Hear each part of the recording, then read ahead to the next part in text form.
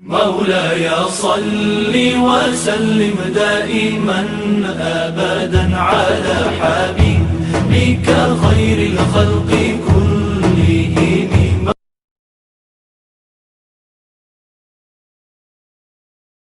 مولا کائنات شیر خدا کرم اللہ تعالیٰ وجہ الکریم صحابہ کے مجمع میں بیٹھے تھے، یاروں کے بیچ بات ہو رہی تھی۔ اب حضرت علی کی تعلیم سن لیں، حضرت علی کی تعلیمات کیا ہیں۔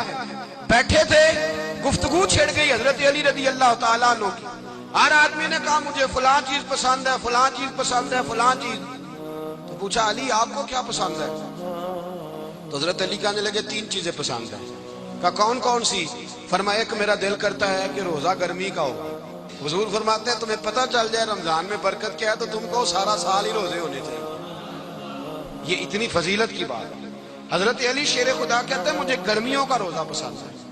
اور پھر حضرت علی شیر خدا فرماتے ہیں مجھے پسند یہ ہے کہ میں اکیلا کھانا نہ کھاؤں، جب بھی کھاؤں میرے ساتھ کوئی مہمان بیٹھا ہو، یہ میری پسند ہے۔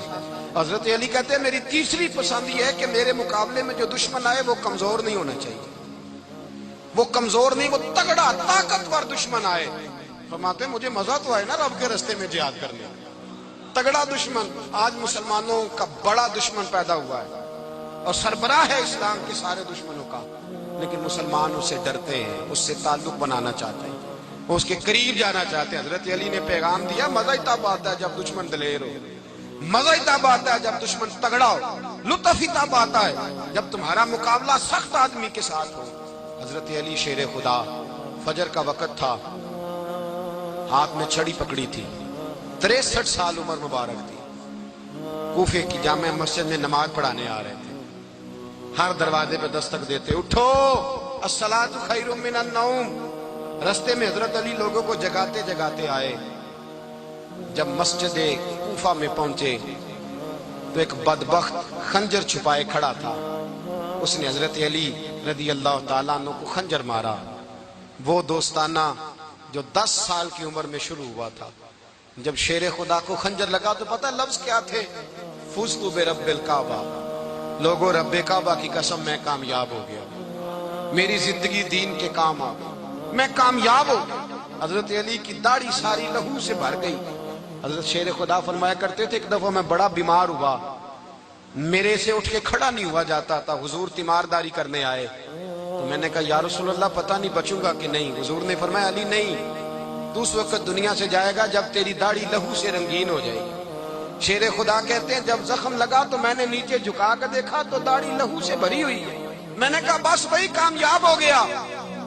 جامع مسجد کوفہ میں مولا علی نے سر سجدے میں رکھا اور اسلام کی تاریخ کا وہ شخص جس شخص نے اپنی بچپن سے لے کر جوانی، جوانی سے لے کر بڑھاپا، اور جاتے جاتے امام حسن اور حسین کو قریب بلایا اور وصیت کر گئے بیٹا جینا اسی کا ہے جو دین کے لیے جیے، بیٹا مرنا اسی کا ہے جو دین کے لیے مرے، جس دھج سے کوئی مقتل میں گیا وہ شان سلامت رہتی ہے، یہ جان تو آنی جانی ہے، اس جان کی کوئی بات نہیں۔ حضرت شیر خدا کرم اللہ تعالی وجہ الکریم خاتم الخلفاء تھے، ان پر خلافت اسلامیہ ختم ہوئی۔ حضرت علی رضی اللہ تعالیٰ عنہ جس دن وصال ہوا، آپ کے بیٹے کہتے ہیں اس رات مولا علی نے خزانے کا مال سارا ایک رات پہلے تقسیم کیا، اور پھر جس جگہ مال خزانہ ہوتا تھا وہاں 2 نفل پڑھ کے کہا اے اللہ میں نے تیرے بندوں کی امانت تیرے بندوں تک پہنچا دی ہے۔ زندگی دین کے نام کر کے وہ شیر رخصت ہوئے۔ 21 رمضان المبارک کی شام ڈھلی تو حضرت علی المرتضیٰ شیر خدا رخصت ہوئے۔ صحابہ کہتے ہیں مدینے میں کوہرام مچا، بغداد کی گلیاں سونی ہوئی، کوفے کے لوگ تڑپے، مکے میں بھی لوگوں نے دعائیں مانگی۔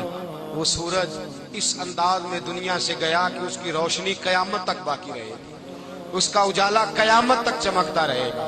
حضرت علی کا نام آج خودداری کی علامت ہے، حضرت علی کا نام ایمان کی علامت ہے۔ مولا علی کے نام کا نعرہ لگتا ہے تو سینوں میں خون دوڑتا ہے، طاقتیں بیدار ہوتی ہیں، روحیں بیدار ہوتی ہیں۔ حضرت علی کثرت سے نماز پڑھتے، کثرت سے روزے رکھتے، کثرت سے عبادت کرتے۔ حج تو اتنا محبوب تھا، ہر سال حج کرنے جاتے، ہر سال حج کرتے۔ حضرت مولا علی شیر خدا رضی اللہ تعالیٰ عنہ کا عالم یہ تھا کہ باوجود غربت کے، باوجود غریبی کے، گھر میں کوئی شے، اور یہ جان بوجھ کے غربت اختیار کی تھی ورنہ تو مالک تھے کون ہے، باوجود فقر اختیاری کے حضرت علی رضی اللہ تعالیٰ عنہ کے دروازے سے خالی کوئی نہیں جاتا تھا۔ ایک سائل مسجد میں مانگنے آ گیا، مسجد میں مانگنے آ گیا تو حضرت علی نماز پڑھ رہے تھے۔ ایک طرف حال یہ ہے کہ حضرت علی کو تیر لگ گیا، ایک جنگ میں 2-3 تیر لگ گئے، تو حکیم کہنے لگے حضرت آپ کو درخت کے ساتھ باندھیں گے پھر تیر نکالیں گے ورنہ تو آپ بڑا تڑپیں گے۔ حضرت علی فرمانے لگے ضرورت ہی کوئی نہیں، جب میں نماز کی نیت باندھوں تو نکال لینا، مجھے پتا بھی نہیں چلے گا۔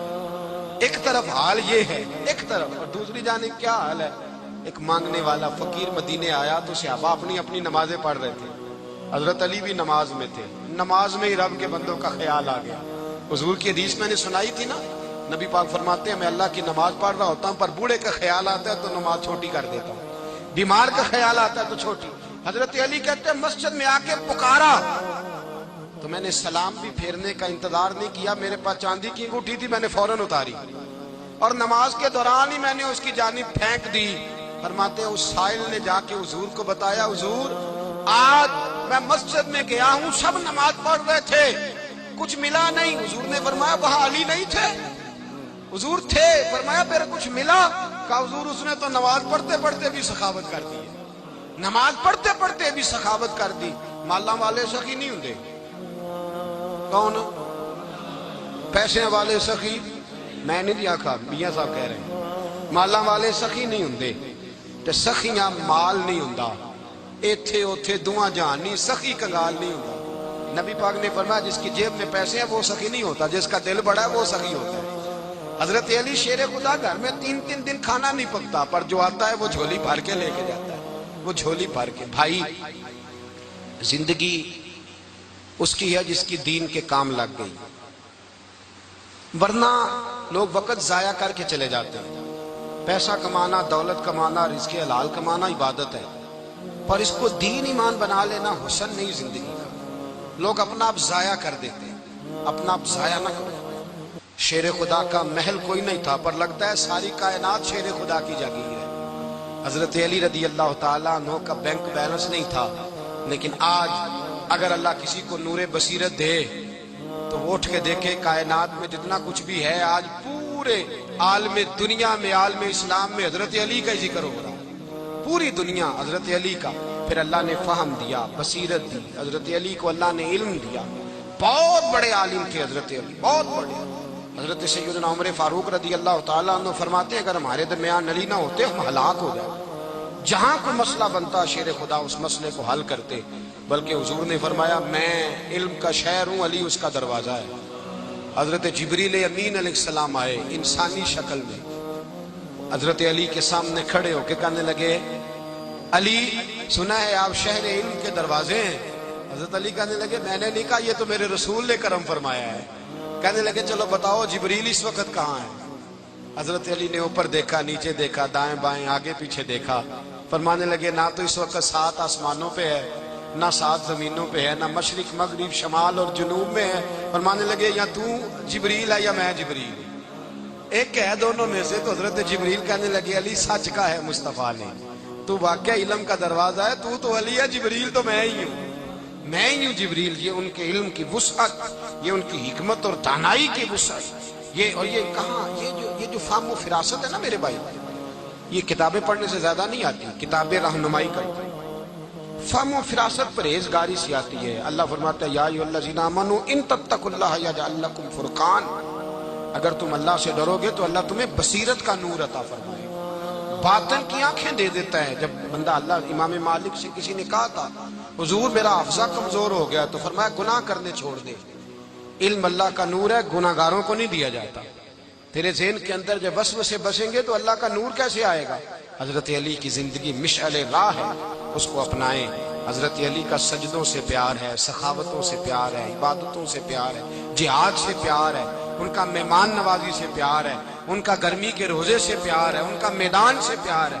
اپنے آپ کو ان لوگوں کی سیرت کا حامل بنائیں، نقوش قدم چلنے کی کوشش کریں۔